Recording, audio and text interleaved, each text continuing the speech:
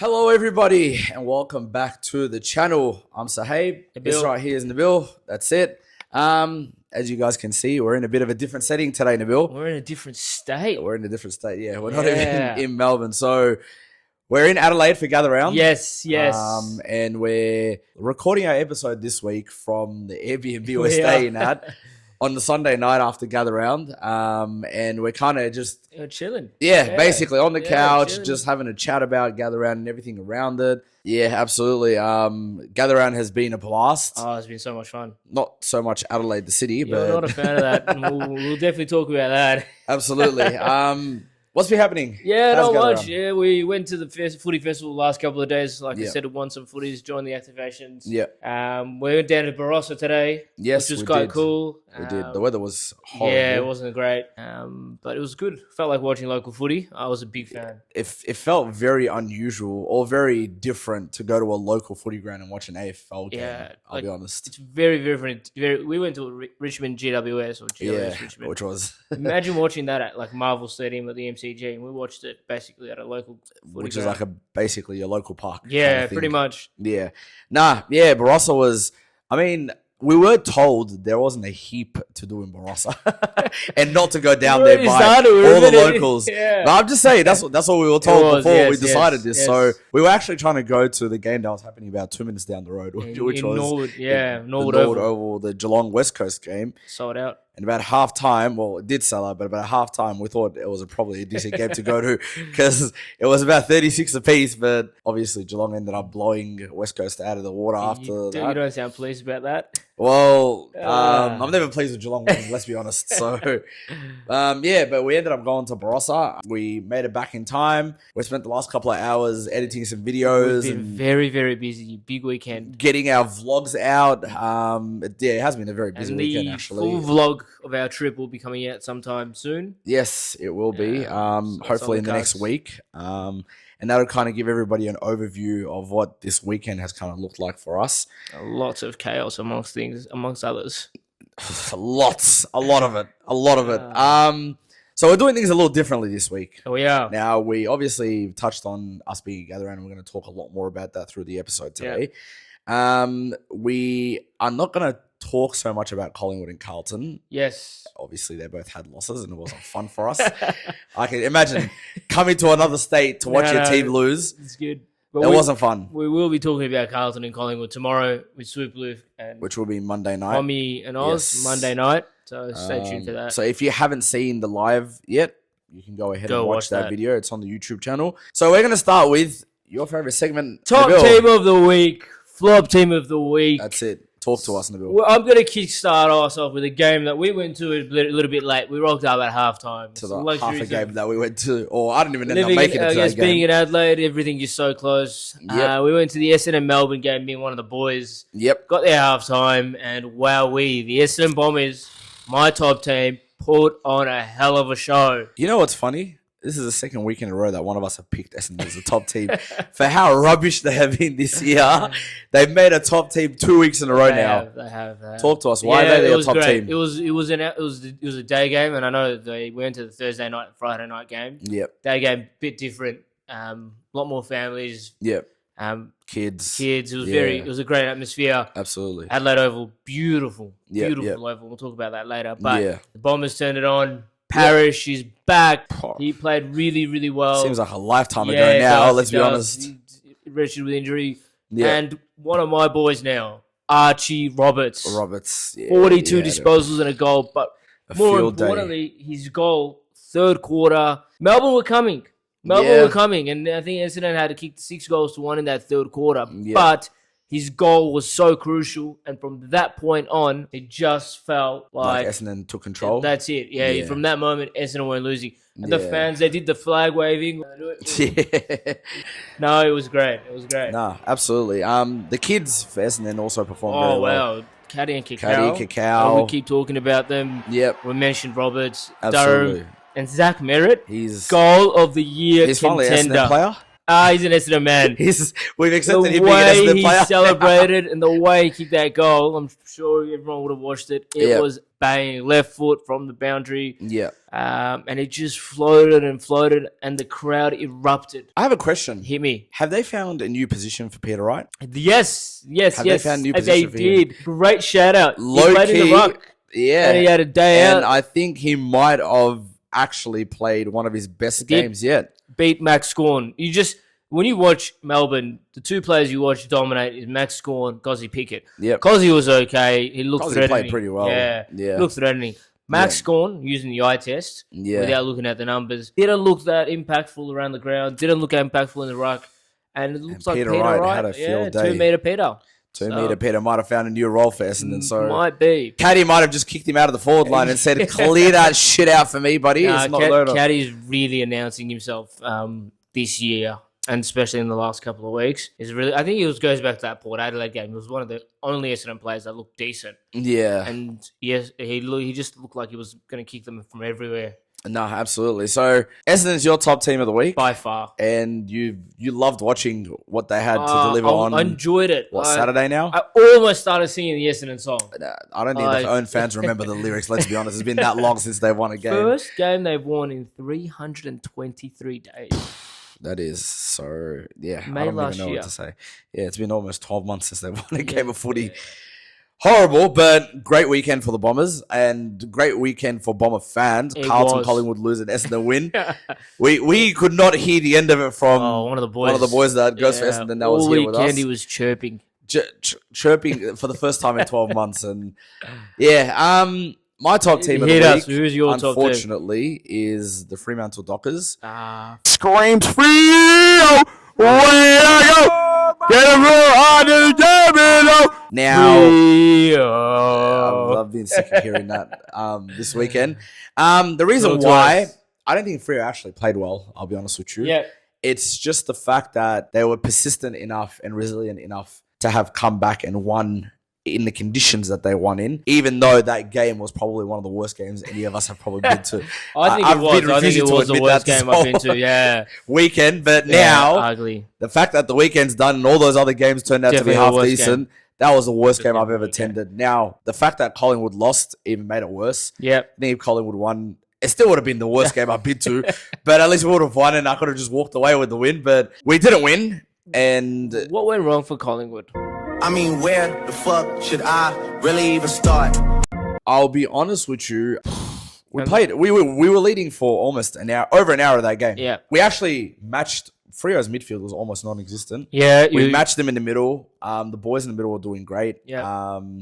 Nick Dacos was back from injury. It wasn't as impactful. He looked okay. But he looked, okay. The new kid, Angus Anderson, I think we might have found a new midfielder. 22-year-old, mature age.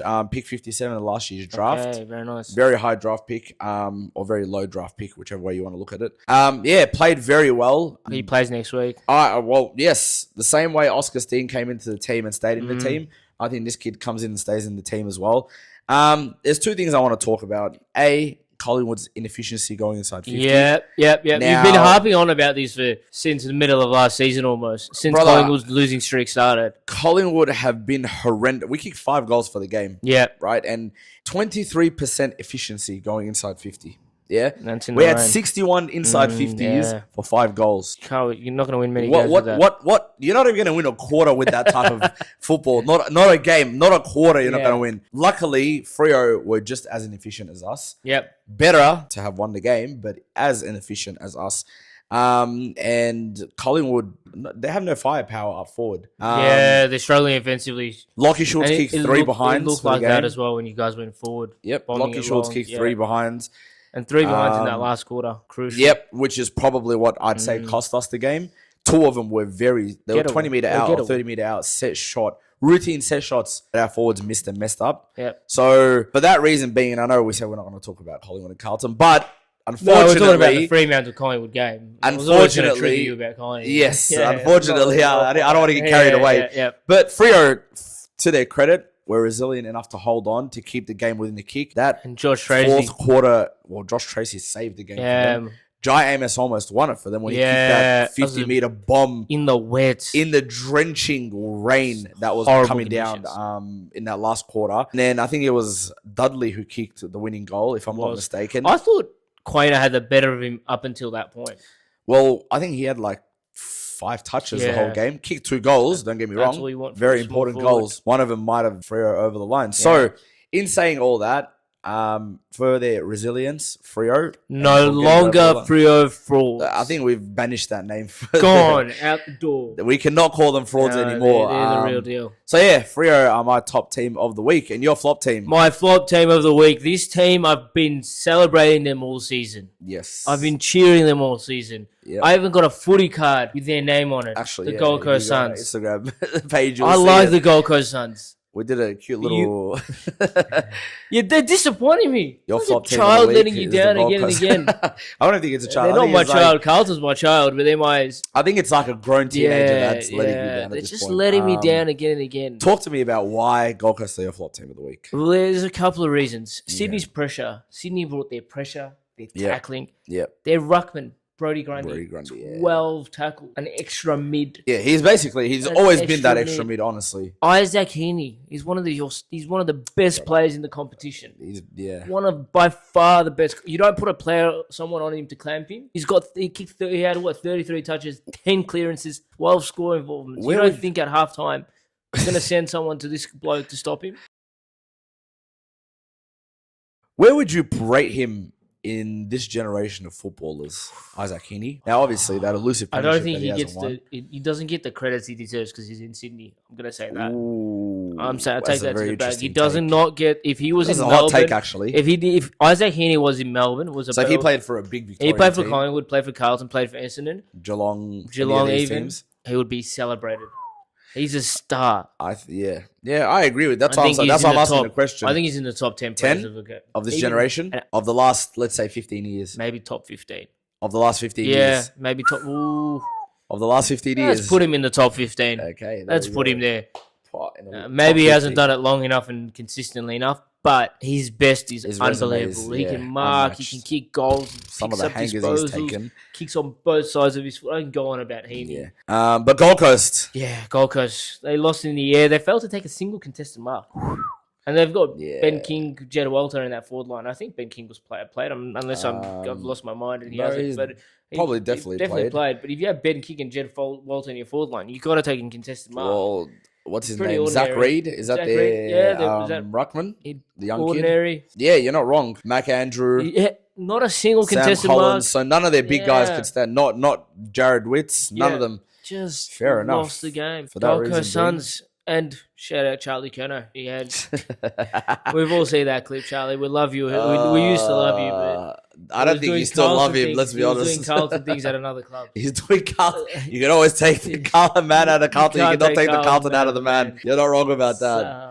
So Gold Coast, the flop team. Letting me down, the Gold Coast Suns. Yeah, fair.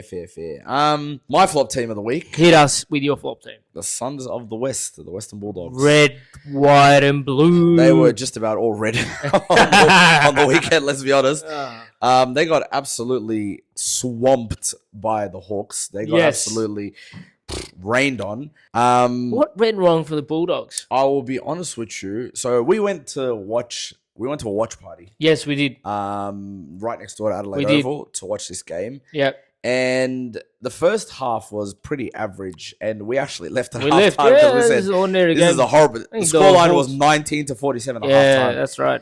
Now, looking at the stats, it wasn't that much of a major difference. The Dogs were coming. In the third quarter, they came. Equal and inside 50s. They just got killed in the stoppages. Yeah. I'll be honest. Doggies. And this is without... Team English. John Newcomb. Shout out John Newcomb. Absolutely dominated clearances. But in saying that, and I said this probably last week before this round started and earlier this week when we were talking about this game, I said Doggies are going to struggle without a ruckman. Yep. And Hawks have 2, maybe even 3 ruckmen, you can almost say. And Ned Reeves, Lloyd Meek, and Marbio Chol gets a chop out in the ruck every now and then. And Ned Reeves is in career best form at the moment. And the 2 Hawthorn ruckmen together in tandem are very, very scary. Very good. Let alone against a well-seasoned All-Australian ruckman like Tim English against a kid who I think was playing one of his very first games, the Western Bulldogs ruckman. I don't even remember what his name was. That's how much information I have about who this kid is. That's okay. The Doggies were just bang average. They were. They weren't able to play well out of the middle. They were not able to score efficiently. It felt like it was Sam Darcy versus the Hawks. Yep. And clearances, battle, 43 to 31, dominated. Contested possession, they got dominated. Like, they were beaten in the middle against a Hawthorn side that we talk about lacking in mid. And this stat right here, marks 126 to 81. Is that some part of? I think some of that has contributed to the way the Hawks move the ball. Well, they like to control the footy a little bit, and then they go. They do, but that's what I also think is the problem sometimes for some teams is, if you let a team control the footy too much without putting any pressure, then they just do as they please, and it's going to be a lot harder for you to stop that momentum. So I think there's a roll-on effect on a lot of the things that happened in this game for the Doggies. And I just quick question on the Doggies. Yep. Do you still consider them contenders despite this bad loss? They've lost their first game of the year. Are they still contenders? Yes, but they needed to fix their defensive issues quick. And question marks. Yes, the defense. I've been saying this all year almost now. But the defensive issues, it's going to be a big problem for them. Question marks on the Dogs then. Question marks on their defense. On their defense, okay. Because... And Ed Richards did his ankle. Yeah, poor Ed Richards. Just got confirmation. No ligament damage, so won't he be too will serious. Probably... Yeah, so he just came back from injury, mind you, from his knee. Yeah. So... hopefully he's up for. I don't even know who they're playing next week. Me neither, to be honest, but that's okay. Yeah, whoever they're playing, I hope that he gets up for that game. Funnily enough, we met Ed Richards the other day. Yep. Ed Richards wannabe though. Look at him. I mean, with the red head, he's not far off. Ed Richards! Can I get a pic? How are we feeling, Ed Richards? My knee's a lot better. Are you ready to play for tomorrow night? Tomorrow night? Yep. Good. We're breaking it first here. Ed Richards is playing tomorrow night. Go watch our... if you watch the vlog, you know what we're talking about. Yeah, Ed Richards lookalike. Absolutely. So spot on as well. Yeah, absolutely. So yeah, all in all, that's why the Doggies are my flop team of the week. Now, moving on. We said we'll dedicate this episode to Gather Round. I want to start with your thoughts on Adelaide and the Adelaide Oval. That's where we start. It's been a big theme this week. Yep. What are your thoughts on Adelaide and the Adelaide Oval? My thoughts on Adelaide, the city itself. Adelaide, yeah, talk. Absolutely shit. You went with putrid. I've been saying this long before I came here, and that was just based off what people had been saying. Yeah. And I always said it wasn't my words. I said people say it's not the most fun city. Now, in saying that, unfortunately for the people of Adelaide and the city of Adelaide, a lot of the people that we spoke to were saying the same thing. They were saying the same thing. It's a rubbish city. Like I said, go watch our vlog. Yeah. They were saying the same thing. They were saying there isn't shit to do here. It's a very boring place.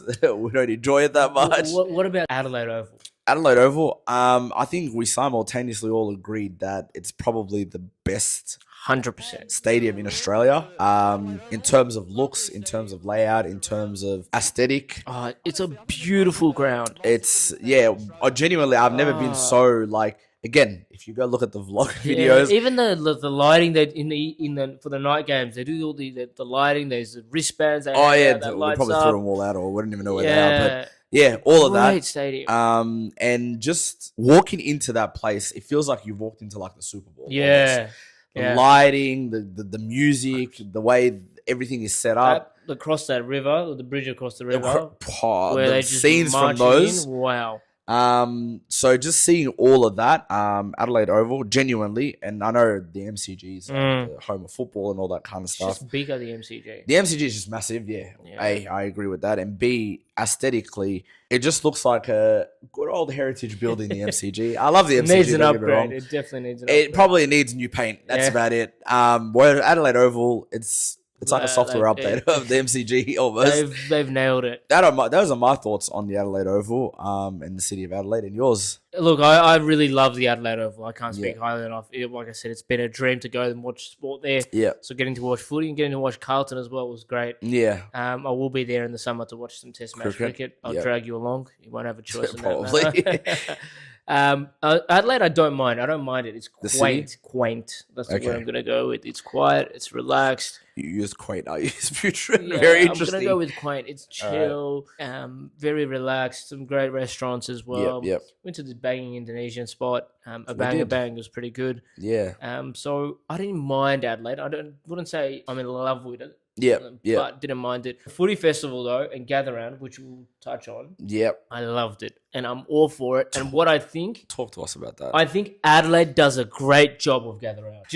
And look, I'm not glazing on Adelaide here. No. But I really, really like the way they do gather round. They've got the footy festival. You've got Norwood, which is not too far away. Yeah. The footy festival is also close to Adelaide Oval, so you can go to the footy and then go to the footy festival. You got Rundle Mall. You got all of it is just fantastic. And I think because it's small, the footy festival works. Yeah. And South Australians get behind it. Yeah. They all show up. They all enjoy it. Even the fact that there's Barossa and you've got a footy festival out in the region. That was cool. That was actually very nice to see today. That was a road trip. Went to another area of Adelaide. We got to be tourists. You know what I really enjoyed about that? Tell me. The drive there and back. Driving through those. Tired. you were out cold in the back, but genuinely the drive through the Adelaide, the Barossa Valley and the hills through there. Yep. It almost reminds me of the Dandenong Ranges back home in Melbourne. Okay, yeah. Not as pretty. But nonetheless, that is one thing I'll say I've enjoyed about the state of South Australia so far. I haven't seen a lot of the rest of the state. I've just seen Adelaide. So that drive there and back, and again, we got some great footage on our drive there and back, and it'll be on the vlog. So yeah, that drive to Barossa and back, even though the weather wasn't that great and the scenes could have looked a lot better if the sun was out. That drive there and back was absolutely amazing. And then to see the footy festival and everything that they had out there for the GWS Richmond game that we went to. That's fantastic, yeah.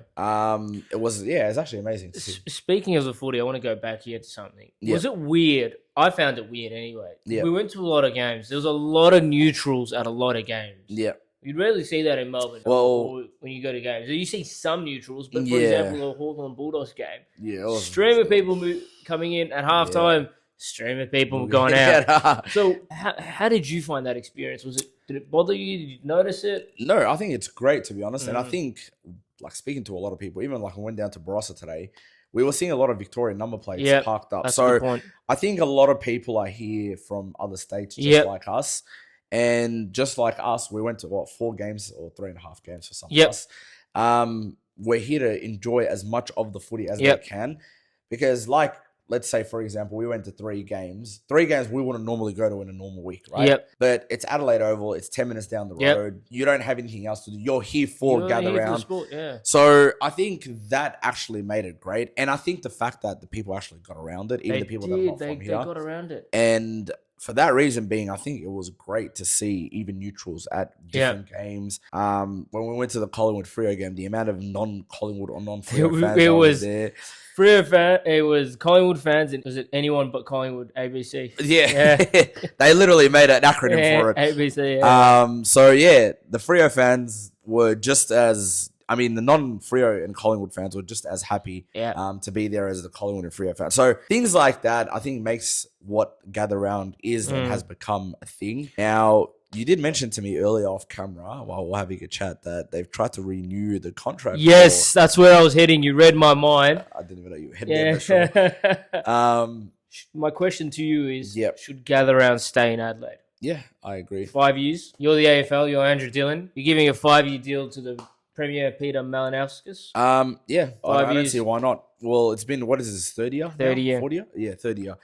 Yeah, I would definitely give it to them. They've done a great job at it. It brings literally everybody from all corners of the country together. Yeah. People like us, people like me who don't actually enjoy the city of Adelaide.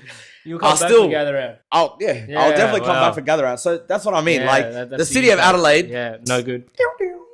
But Gather Round, I'll definitely come back for Gather Round. Okay. So as a footy fan, I think there is no better place to be. Yeah, absolutely. Than Gather Round, and obviously like the finals and stuff. But Gather Round as part of the footy calendar, give them 5 more years. I'd say 5 more years. Absolutely. I don't see a reason why it shouldn't happen here. Yeah, for 5 more years. So you wouldn't give it to Sydney? Sydney asked for it, or Brisbane asked for it. You don't think they'll do a good job?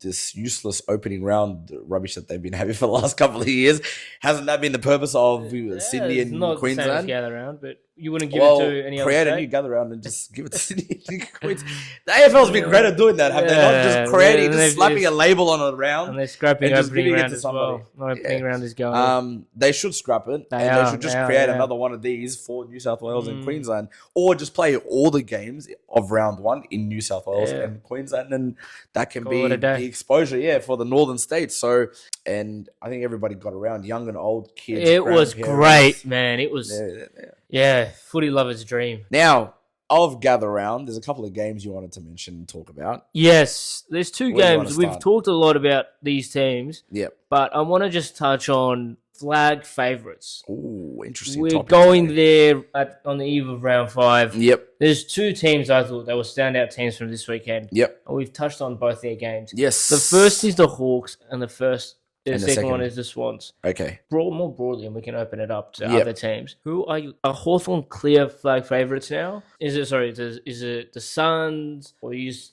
it Brisbane or Sydney? I think both these teams really right now, I'd say there's 3 for me. Who's your 3? Hawthorn and Sydney are definitely 1 and 2, or 2 of the 3. Yep. And Brisbane's a lot. Brisbane, yeah. I think the way Hawthorn played last week, Easter Monday against Geelong in one-day game. It's a finals-like performance. Yep, and probably one of the best games I've been to. Yep.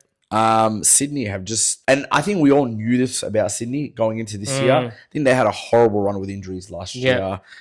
Struggled a bit once they did get their players back to kind of get the system going. But I think Dean Cox is second year now. Yes. If I'm not mistaken. Yes, he's got this Sydney team humming. And he's got the list he wanted now. Charlie Curnow up front. He's got his defenders. He's got his midfielders and his star players back and healthy. Errol Goulden's out. We know Callum Mills has been so good for them. Callum Mills has probably had the best start to his season in a couple of years now. James Rowbottom, like they're full. Brody Gundy's like a certified ruckman already, but certified mid. The way he's going right now, he'd probably be, I don't know, we're 5 weeks in. We can almost all Australian. Absolutely. Right now, you can lock him in. If the All Australian was tomorrow, he'd him and Max Gawn. Yep. So looking at that, I'd say Sydney have almost no chinks in their armour. Yep. Hawthorn are not far off now, and they've started to pull these very important wins together. Oh, the Hawks, against very good teams. That's what I like. That's where I rate Hawthorn. They're winning big games against not a fan of them last year, but you are a fan I was hating on them, but I'm all aboard Hawthorn train. Absolutely. Big moments, big team against quality opposition. Yep. They're putting them away. One more in Geelong. Oh, I don't know how I feel about Geelong, I'll be honest with you. I think they're in the contenders category. So them, Freo, Gold Coast probably... I think those teams will probably be what you'd call they can compete and contend. Between sort of 4 and 6. Let's call 4 and 6. Okay. Because this top 6 is a lock now, and 7 and 8 are still. So there's that, and then I'd say there's a plethora of teams under that. So Geelong, Freo, and Gold Coast probably they'd be down there. Speaking of Hawthorn, there's a particular player. Yes. So shout out Caroline Wilson. One of my favourite journos. I know she cops a little bit of flack. Yeah. She's genuinely one of my favourite journos. Yep. She wrote a really good article about Jack Ginnivan. And funny thing is, we spoke a lot about Jack Ginnivan. Yes. Off camera. Yeah. And a lot of what she talks about. And in the past as well, to be honest.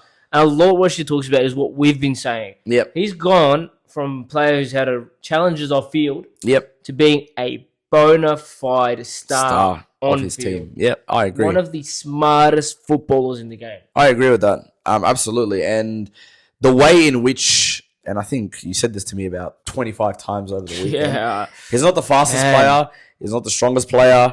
He's probably not even the best player, but he's probably one of the smartest, if not 100%. the smartest player. His footy IQ is out of...